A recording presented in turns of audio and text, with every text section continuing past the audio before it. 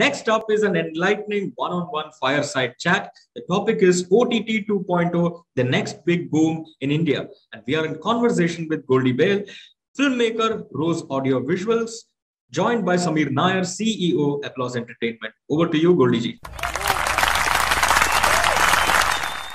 Hello, how are you? Fine. Good morning. Good morning. So great to have you here, Samir. And it's always a pleasure chatting with you. Not that we need an excuse to get onto a online session, but yeah, always more chatting with you, more fun, and more enlightening always. This is the first time we are doing this, so even I'm quite excited about this. Yeah, so. Even I'm quite curious. This is the first time I'm ever doing this, so I'm looking forward to it. So I want to jump straight into it. Yeah, we've had a very, very long association. And the one thing that I've always noticed and believed in is that you've always called it. You've called it in advance. So I remember from GEC days, linear TV days of Kaun Banega Crorepati to Qyuki, Kahani. And then with Star One, I remember your brief to me for Star One was make it cool. It was just a one-line brief. It was fantastic. It was so clear, for the next era of television. You called it then. Then with production, and then getting into the web space, the digital space, when you were starting out Applause, and not many people were moving towards it. Especially the traditional television makers and the traditional filmmakers. Fortunately, I lied somewhere in the middle of both of them. So, it was great to align with you so early in your journey. And you called it then, and it was a great idea. It was, it was a very ballsy idea to do it all by yourself and, produce all the content yourself and, put it out there with the idea of, there is going to be a great demand for this. So that brings me to this chat now, so what next? What's the next big boom in India, since you called it every time, right? Actually, I don't know about a boom, but usually, a good way to sort of anticipate the future is to just look at what's going on around you and look at sort of immediate trends that have happened in the last couple of years, say, because any kind of trend, any kind of thing that's happening gathers momentum.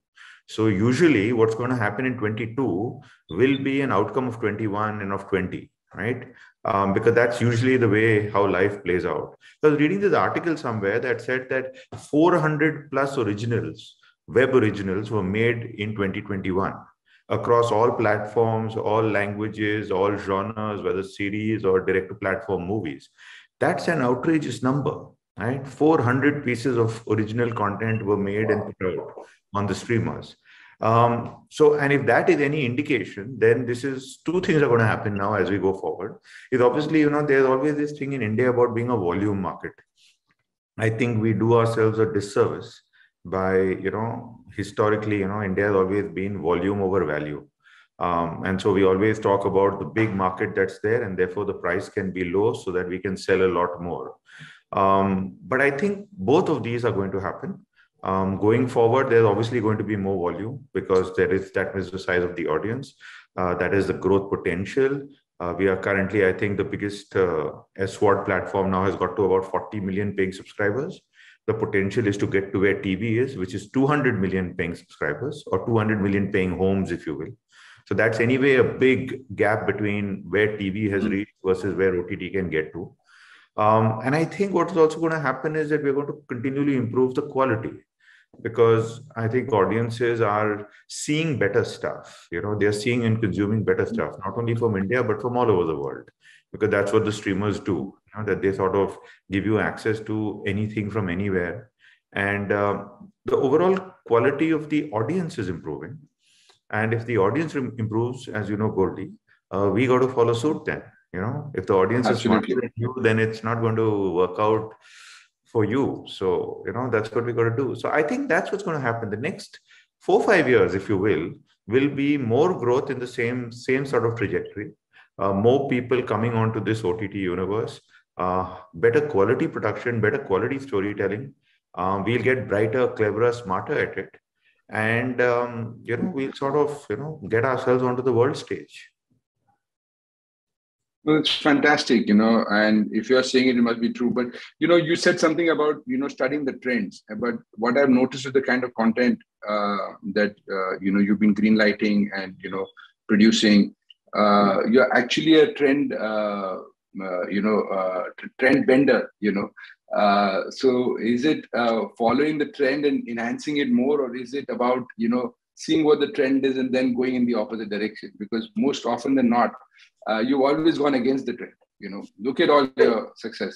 I think again, but I don't think I can take too much credit for that. Usually, most of the times you do things, you're also doing it because of the circumstance you find yourself in, right? So like if you take our time at Star and when we, did KBC and Qyuki and Kahani, just before that, we were a distant third. We were half Hindi, half English. Z and Sony were the kings of the satellite business. They were doing the best stuff. No producers wanted to work with us. I mean, you were kind enough to work with us, but most other people didn't want to work with us. So at that time, doing something like KBC and then working with Ekta and to do Qyuki and Kahani was, in a sense, bucking the trend, but it was also about looking to position ourselves differently from the two existing leaders. So obviously at some times you need to be different. And you need to go against the grain of things to stand out. And at other times, and I do it all the time, is that, if, don't fix it if it ain't broke. So if something's working well, do more of it and, get on with it. So actually, after that success, I mean, if you look at Indian TV today, 21 years on, it is still Saas Bahu shows and reality television that dominates it. But it's a genre and a format that worked really well. Everyone does it now, right? And everyone succeeds with it. So I don't think it's about trend bending or trend following or trend setting. It's time and place. It's time and place. Sometimes you get fortunate, you get a chance to do different things, but at other times, a lot of your success comes from doing the same thing and doing it well and doing it better. So more premium genres. Do you see more premium genres evolving in this journey now?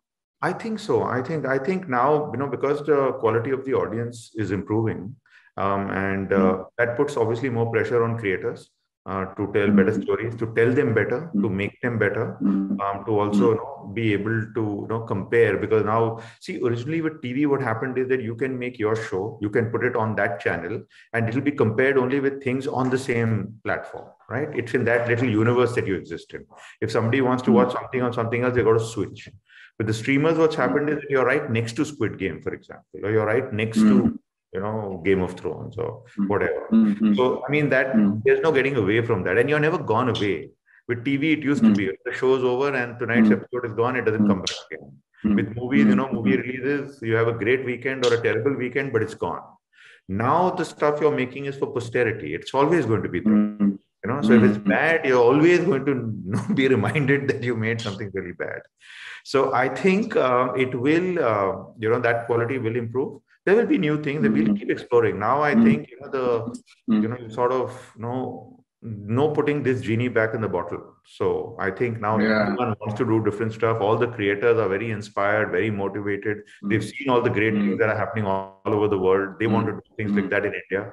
So I think we're in a good space, and I think we'll see a lot more of all this. Do you feel that this upping the the premium quality of the content? Do you think that working with adaptations has really helped, whether it is the source material from an already existing series overseas or even a book?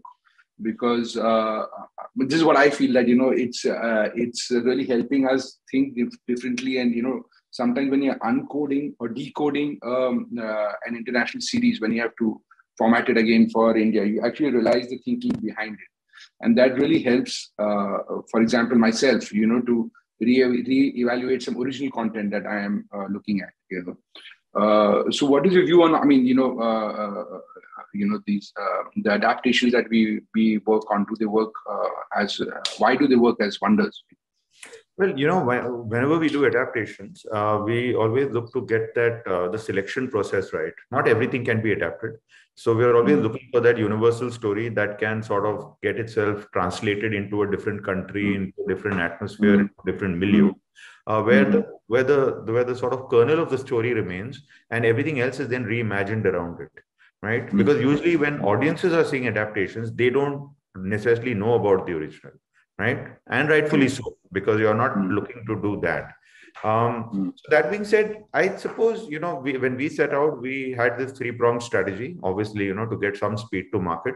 So we said we do some adaptations, we do some book adaptations, and we'll, continue creating original material. So like, for example, you did for us Hello Mini.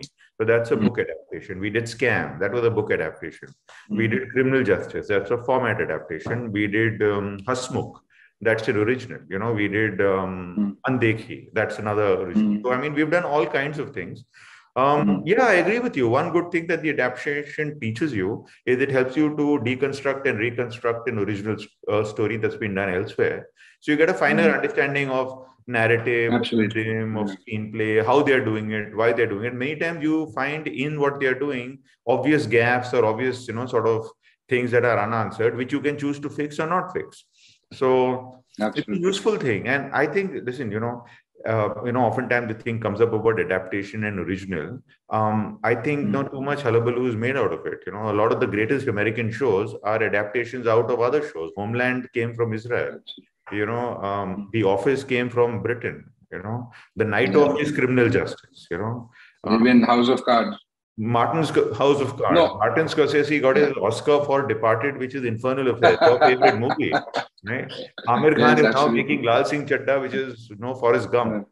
I don't think the issue is not whether it's an adaptation or a book or an original piece of writing, as much as how good a story you tell. But a tried and tested formula you feel works most often than not. Always. It's the sense, the thing is, everyone talks about uniqueness and originality and individuality, but I think that's a lot of bunkum. Eventually, when you go to a shop to buy something, you end up buying your favorite color, right? You don't go and say that, today I think I'll go and get myself purple shoes. You tend not to do that. You tend to go to do what's comfortable. So I think audience tastes, even for entertainment and for content, operate between the new and different and the familiar and comfortable. It's always in that zone, and you're always in a mood for different things. So you could try something different and you will enjoy it, and there will be a degree of variety. But then along with the variety, you require comfort and you require familiarity. So as creators, we try and create a wider sort of bouquet of things. And then, of course, we have personal tastes. So like I have very, very personal taste for some things. So I'm always trying to make things like that. I'm saying, okay, let's do one more thriller or let's do one more comedy, because I like that kind of thing. And, I mean, at the end of the day, whatever we talk about individuality, there are 12 sunshines either way, whether a Hindu calendar or a Western calendar, and 6 billion people fall into that. So 500 million of each of us are the same here. So, That's true. That's true. I wanted to bring your attention now to, what's happening in cinema, is a lot of regional cinema. So we used to call regional cinema, like, for example, the Telugu film industry, or even the Tamil, they are, I would say, bigger than the Hindi film industry today. It's just that the Hindi film industry has this whole snob thing attached to it, or it's more heartland. But the trends that are being seen in cinema, in theatrical releases, is that a lot of regional stuff is crossing over. They don't even remake it; they just dub it. And those stars from there are pan-Indian stars now. They're no longer regional stars. So I wanted to, following that kind of a trend, what do you feel that the regional content on streaming, on digital, on web, do you see that having more viewability, and do you think it will become as big as, say, the regional cinema? Do you feel it will follow that trajectory? It should. See, regional cinema, first of all of this, the language business has always arisen out of size of market. What is the size of your domestic market? So in that sense, Hindi tends to be big because the size of the Hindi market is larger, right? It's got that much more population to deal with, whereas, the language states are smaller populations. So that's just simple economics. That being said, now what streaming is doing is that because it's creating national and international platforms, It's allowing all content to reach everywhere. So whether you're an obscure, small, say an Odia series versus a big ass Hindi series, technically from a distribution point of view, you can reach the same level of audience, right? Will you reach? Will everyone watch? Will it all break through? Difficult to, hard to predict that, because the biggest problem then from this global reach is discoverability, right? Because at the end of the day, audiences have to also find stuff. Remember, audiences are investing very, very precious, valuable time. They don't have the time. They've got like 2-3 hours in a day to do all this stuff. So they make choices on their own. And which is why this sort of pecking order exists, why smaller niche things, cult things don't really break through. The marketing that a platform puts behind a piece of product is so important, because, you might make a great piece of product, but if it's not marketed, people may not discover it. So, I mean, I think all of these things play a role in this. For example, sorry to cut you in, but, for example, if Scam was in Gujarati, predominantly in Gujarati, do you feel it would have had the same kind of impact internationally as well? Because the content was so great, and everybody's talking about this thing about language doesn't matter, and the subtitling, and we watch Korean stuff, we watch Spanish stuff, we watch South American stuff. I mean, for heaven's sake, we watch English stuff. They're all foreign languages for us. So it's just I'm just putting it out there. That is it time to take that kind of a big leap? I think we're doing it. See, Scam for the last part was as much Gujarati as Hindi. I mean, if they weren't speaking Gujarati, then they were speaking Hindi with a Gujarati accent, right? So it is not exactly like we didn't sort of, what you call Punjabi-fy it to make Harshad Mehta speak like a Punjabi, because, you got to appeal to a pan-Indian audience. He spoke the way he did. And in fact, everyone in the show, all the other people he meets, speak in the way that they do, right? Before that, we had done a show called City of Dreams, where everyone spoke with a Marathi accent or Marathi, right? And that did equally well. So in any case, this thing about, let's sort of Hindyize everything to make it appeal to a larger audience is a very last century idea, and we should now go past that. That being said, again, I mean, will people, which I think, this has been said, I'm forgetting who, that the only barrier to watching content that is not in your own language is that half-inch subtitle, right? If audiences can get past that, then you can watch that content with the subtitle and go on with it. We do it in any case. We watch Narcos and all in that manner. We watch many shows like that. So that is the big hurdle. Till that doesn't happen, till audiences don't happily, start watching things of another language or another region with the subtitle or the dub, as the case may be, there will always be that little bit of thing, that will Hindi be bigger than this and will that be bigger than that. But all of this is gradually changing. I'm telling you, we've got to have more faith in our audiences, right? As creators, we have to believe that they want to see better stories. They want to see better stories, better told, and that they are willing to experiment. That risk we have to take. If our default position is that everything needs song and dance and mass Hindi position because that's what the audience is like, that's what we're going to keep doing then, And then somebody will come and do something different and buck the trend and become trend vendor and trend setter, and you know how it happens, right? Correct. Yeah. No, so I mean, failure teaches lessons, to people, but very few people can learn a lesson from success, Most people like to just revel in it and, enjoy it, but somebody like yourself, has the acumen or, has the belief of learning all the time, and so the ginormous success that Scam is, what has it taught you and what makes that show so unique by itself?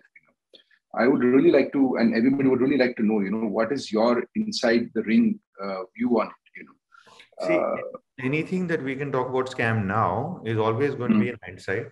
And as you know, in hindsight, everyone is a genius. So, we are going to have to now retrofit, history and give a lot of explanation as to why things turned out the amazingly magical way they did. But just as journeys go, this is a story that we always wanted to tell. Deepak and me have spoken about this as early as like 2011, right? But we could never get our act around it. We got hold of the book. We had signed up Hansel as director.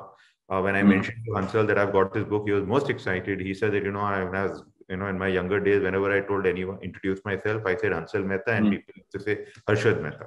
Because in 91, he would have been a younger man. And Harshad Mehta was the guy, right? So, I mean, it came together that way. We moved through 3 producers. Producers changed 3 times on this. There was Sharik Patel, who really got things started. Then it went to Big Synergy. Then it went to Karma, which is a own company. And then back ended up with Studio Next. So Studio Next was producer number 4 technically on that show. Meanwhile, we were writing, we were casting. Mukesh Chavra did an amazing job with the casting. The writing took a long time. Then we had it all written, beautifully written screenplays, but quite not there. Then Hansal bought Karan Vyas. He arrived with his wild Salim Javed type of dialogue bazi that really, injected drama into everything. The performances were amazing. We went off to shoot. Hansal had a couple of health scares as we went along, all of that. The whole thing took us about 3 years from the time I told Deepak, let's make it, to the time when it finally released. And when Sony took it, then Sony really got its weight behind it, and put it out there. And I think later then when we all saw it, we knew that we had something special, that it was obviously a really well-made show, so much attention to detail, the music, the writing, the production design, all of that.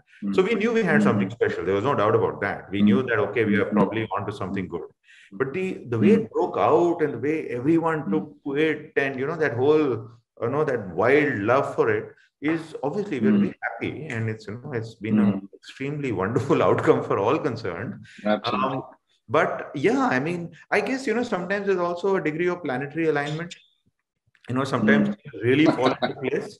And in this case, I think everything fell into place, from simple things like, the entire ensemble cast. We took a chance. When Hansal suggested Prateek actually when we saw Prateek, is much thinner, younger looking guy, not the Harshad Mehta you see in the show. He spent 1 year drinking beer and eating food to put on weight, just to get ready for it. So there were all these little things that went into it, and the time, it took 3 years. So, I mean, the more time that you spend on writing and reflecting and tweaking and doing all of that, you of course run the risk of everyone just getting bored and losing interest in the project.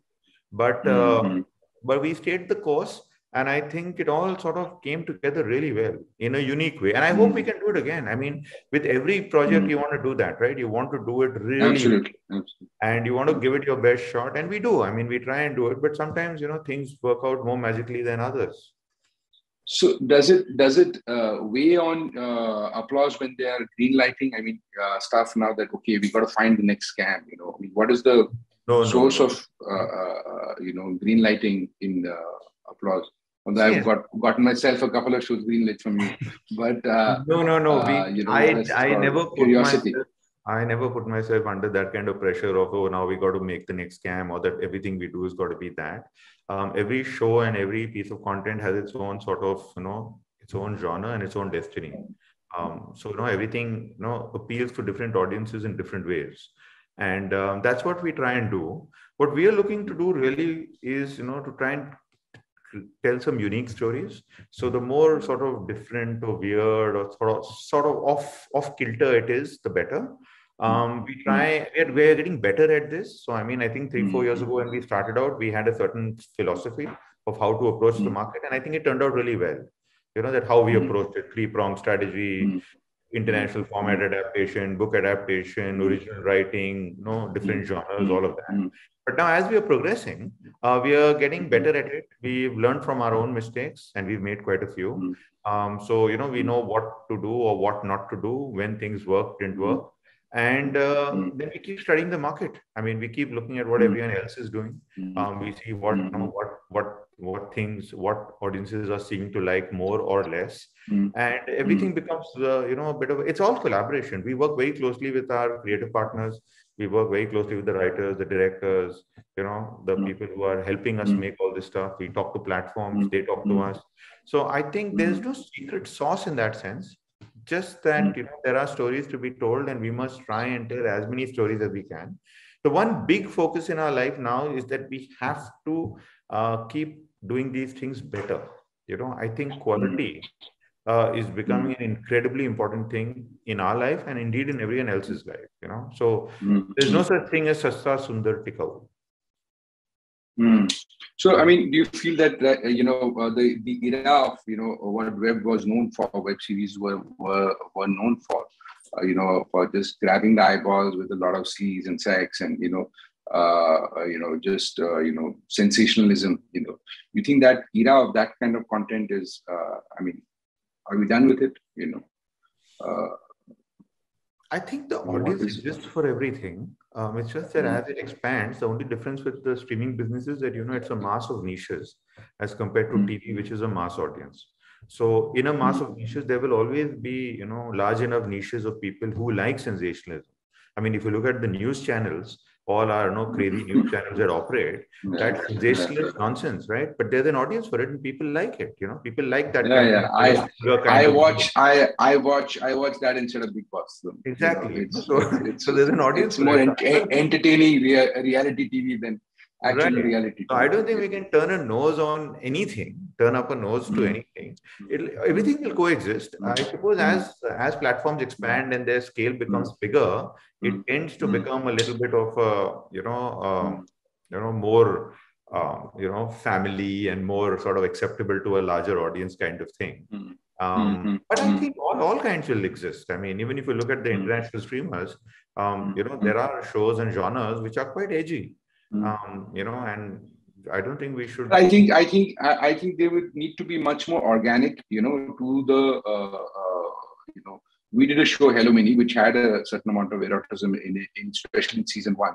But, what we tried to make sure is that it is organic from the character's perspective versus just putting it in for the sense of sensationalism. So it doesn't feel crude, or it doesn't feel outlandish, and certainly in a, in a family drama for no rhyme or reason, just and because. You did that 3 years ago, right? So technically in the era of sex and sleaze, or however we are referring to it as.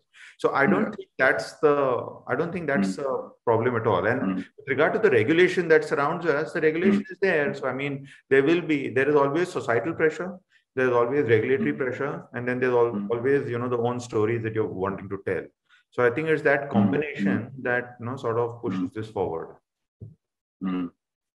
So I don't know how much time we have left, but I quickly want to get on to this.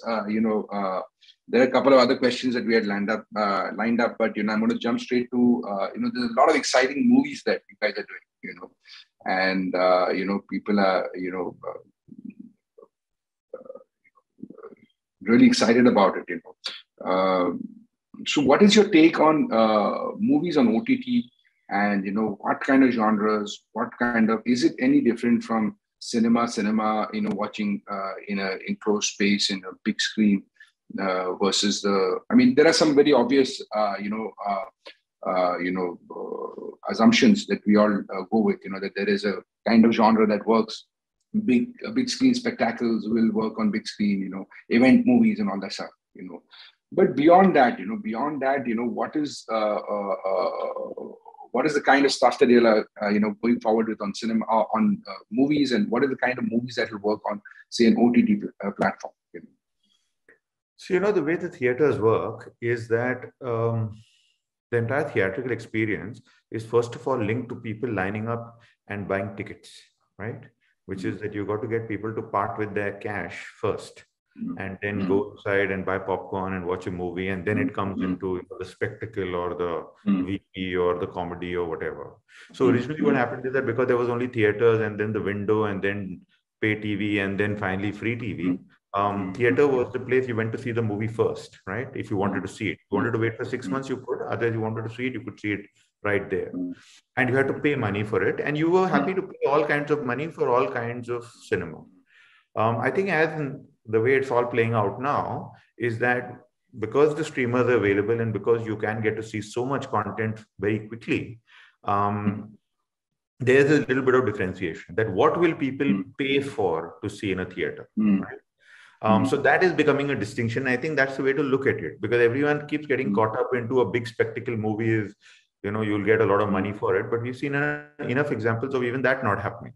So finally, people have to be drawn to theaters. That's why I think star power is so important, because finally, stars draw audiences. But on the inverted side, on the inverted side, what do you think will work on OTT, on the streaming?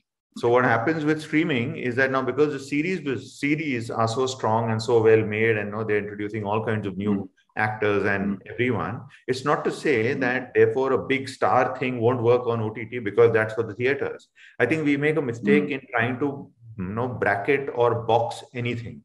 There's always a time and place for things. Audiences want to do different things. It's not that if I'm in OTT, I'm only going to see this. I don't mind seeing Suryavanshi. If it's there on the platform, I'll see it. I missed it in the theater, I'll see it on the platform. If I have to complete it, if I have to enjoy it and complete it, it's still got to be a good movie, right? So I think but that being said, there will be content that's made, because finally we should not differentiate between series and movies either.